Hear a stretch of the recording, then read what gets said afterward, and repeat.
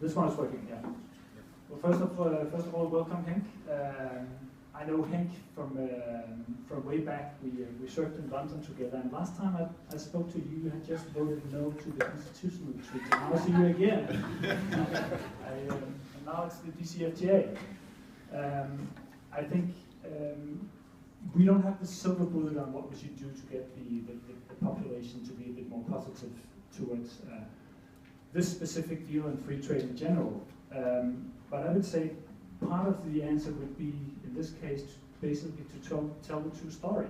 I mean, to outline the economic benefits for both sides, to say that this is a treaty or a deal that will reflect our common values, which is also very important.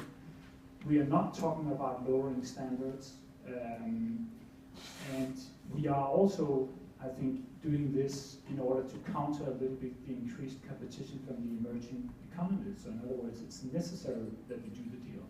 I think those arguments should resonate to a certain extent. I think the other point would be to make alliances with, for instance, with labor organizations, with all political parties, to make sure that everybody's on board. At least this is what we try to do here with some success. We also have a critical opinion here, and I guess we also should have a critical opinion, because that's part of a democracy. But I guess the main track should basically be just to stick with the true story, if you wish, to say that this has great advantages to everyone. And I think also to make sure that we reflect our basic values in terms of labor rights and sustainability and all that, because then it takes out, I think, part of the criticism.